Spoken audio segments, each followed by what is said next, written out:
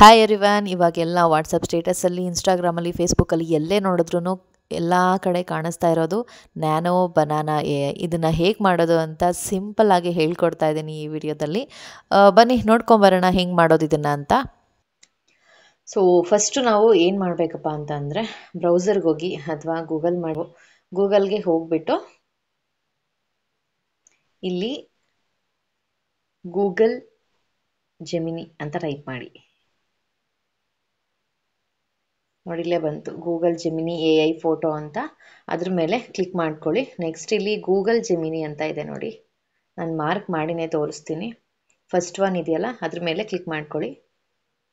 ಇಲ್ಲಿ ಕೆಳಗಡೆ ನಮಗೆ ಒಂದು ಆಪ್ಷನ್ ಕಾಣ್ತಾ ಇದೆ ನೋಡಿ, ಆಸ್ಕ್ ಜೆಮಿನಿ ಅಂತ.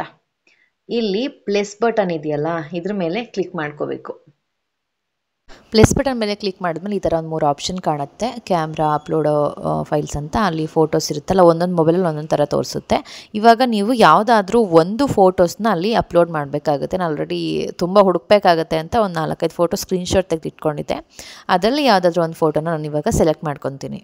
ನೆಕ್ಸ್ಟ್ ನಾವು ಅದ್ರ ಕೆಳಗಡೆ ಒಂದು ಟೆಕ್ಸ್ಟ್ನ ಕಾಪಿ ಮಾಡಬೇಕಾಗತ್ತೆ. ಅದು ಟೆಕ್ಸ್ಟ್ ಎಲ್ಲಿರುತ್ತೆ ಅಂತ ಅಂದರೆ, ನಾನು ಡಿಸ್ಕ್ರಿಪ್ಷನ್ ಬಾಕ್ಸಲ್ಲಿ ಕೊಟ್ಟಿರ್ತೀನಿ. 2 ಟೆಕ್ಸ್ಟ್ ಇರುತ್ತೆ, ಅದರಲ್ಲಿ ಯಾವುದಾದ್ರೂ ಒಂದನ್ನು ಹಾಕ್ಕೊಂಡ್ರೆ ಸಾಕು, ನಿಮಗೆ ಮಾಡ್ಕೊಬೋದು. ಅದನ್ನು ಕಾಪಿ ಮಾಡ್ಕೊಂಬಿಟ್ಟು ಇಲ್ಲಿ ಪೇಸ್ಟ್ ಮಾಡಬೇಕು.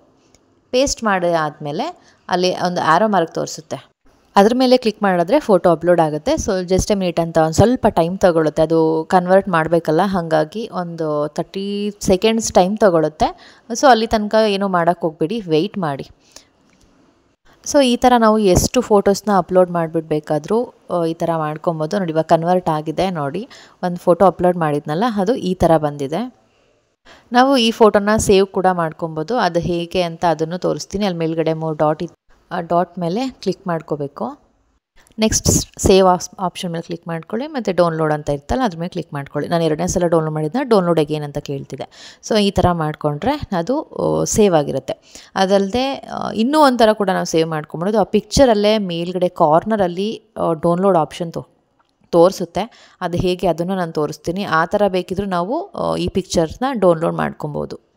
ಅಲ್ಲಿ ಡೌನ್ಲೋಡ್ ಆಪ್ಷನ್ ಕಾಣಿಸ್ತಿದೆ ನೋಡಿ, ಅದ್ರ ಮೇಲೆ ಕ್ಲಿಕ್ ಮಾಡಿದ್ರು ಕೂಡ ಫೋಟೋ ಡೌನ್ಲೋಡ್ ಆಗುತ್ತೆ. ಏನಕ್ಕೆ ನಾನು 2 ತೋರಿಸ್ತೆ ಅಂತಂದರೆ, ಕೆಲವೊಂದು ಸಲ ಅದು ತೋರಿಸಲ್ಲ.